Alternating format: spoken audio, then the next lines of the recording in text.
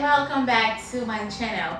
Okay, so today I'm going to be showing you guys how to make 3 different kinds of simple syrup that you can use for your chocolate cakes. So usually lately I've been like experimenting with simple syrups and everything, and I really love how like they make my cakes come out and everything. Normally I don't use them, but recently like I've been obsessed with them. Okay, so today I'm going to be showing you guys how to make 3 different kinds of simple syrup for your chocolate cakes, and these are delicious and will take your chocolate cakes to the next level. So let's get started. Okay, so guys, the first thing we're going to be talking about is the coffee simple syrup. So like you already know, yeah, coffee kind of accentuates the taste or the flavor of chocolate, and it makes it really amazing. So if you've never added coffee to your chocolate, you should try it. Okay, and you can also infuse coffee into your chocolate with this simple syrup. So what you want to do is take a cup of water, and then you need a cup of sugar.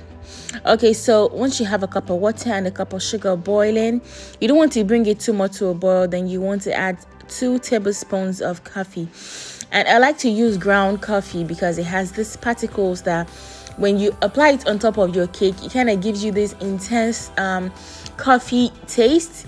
I don't know how to explain it, but you can use espresso, you can use regular coffee if you want, but I like ground coffee even though it has like particles and everything. Like I just love it. It's just I don't know. So you can try different ones and see which one works for you. You can buy the regular coffee, you can buy espresso, or you can buy just regular ground coffee.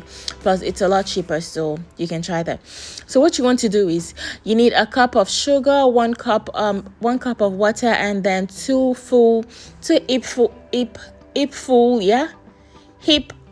tablespoonfuls of coffee, and then you want to stir and bring it to a boil. Okay, so when I do this, I like to first of all pour it in like a ceramic plate or maybe a glass bowl, yes, so it can cool down a little before transferring it into a plastic bowl where I cover it and store it in the fridge, and this saves for about 2 or 3 weeks. Yeah. Okay, so the next one I want to talk about is the cinnamon simple syrup. So what you need for that is 1 cup of water, and added to that you need a cup of sugar. Yes, it looks like I'm adding 2 cups of sugar, and that's because the cup I'm using is half cup, so I have to use 2 of it to make like 1 cup of sugar. Does that make sense?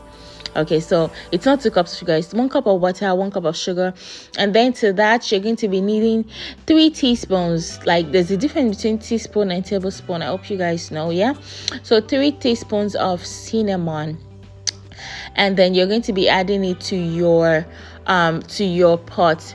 And for this one, you want to make sure you do this before boiling. So like before putting it on the heat, you want to put like 2 teaspoons of cinnamon, and you want to stir it together with the sugar and the water.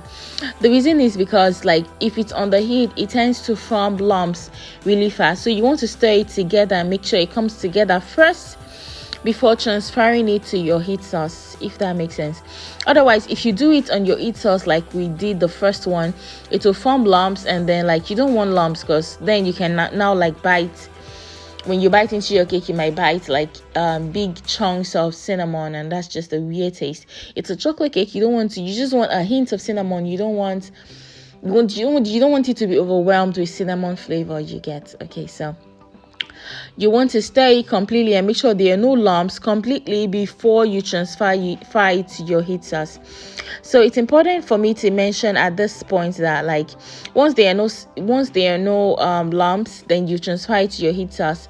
You want to you just want to bring it to a boil slightly. You don't want it to boil down, because if you leave it to boil for too long, some of the water evaporates, which makes it a little bit too sweet and reduces the quantity of your simple syrup. So you just want it to come to a boil lightly so everything can be well combined and everything. And it has this amazing flavor. When you make this, I swear to God, for like 3-4 days your whole kitchen will smell of cinnamon. Like everything in the kitchen kind of takes the smell of cinnamon, and it is amazing. Like it's like cheap air freshener kind of, and it is awesome.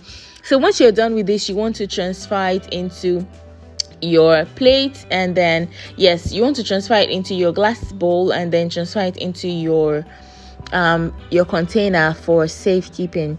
It's important to mention at this point that when you make the cinnamon one, it kind of thickens up more than the regular simple syrup. Like it kind of thickens like a little bit drawy. I don't know if drawy makes any sense to you guys, but like just a little bit drawy and stuff. So normally I don't make this in like big batches, maybe just like one batch, because I don't think I've kept it for more than 2 or 3 days at a time. So you want to keep that in mind.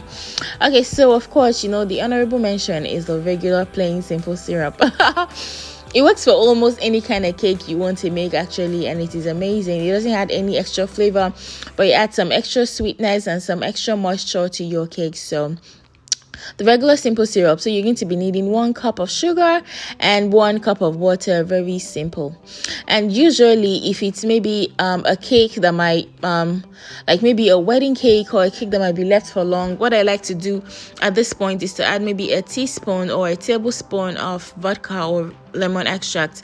That kind of like helps you like increase the shelf life of your cakes as well. So if you're looking to increase the shelf life of your cake, maybe you won't be eating it very soon, so you can also impute in these preservatives. So like when you apply to your cake, you're also like applying some sweetness, some moisture, and some extra like preservation to the cake. So it's really awesome. So we've talked about the coffee simple syrup, the cinnamon simple syrup, and the plain simple syrup for your chocolate cakes. So if you try this out, please don't forget to maybe let me know and like just tell me what you think about it in the comment section, or check me out on Instagram.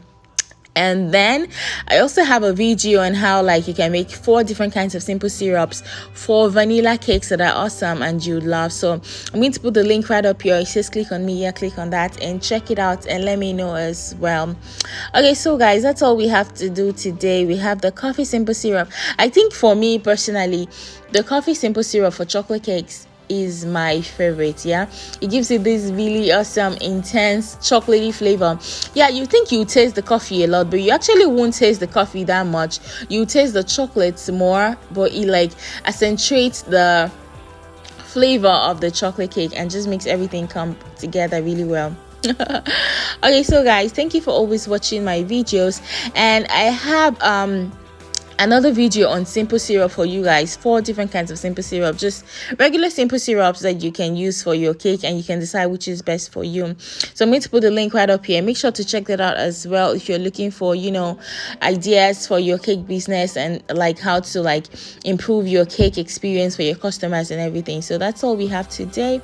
We have the plain one, we have the coffee one, and then we have the cinnamon one. Okay, so guys, don't forget to follow me on Instagram as double underscores, like 2 underscores, then cake me away. Yes, and remember to subscribe to this channel and give me a thumbs up for this video. I love you guys, and bye.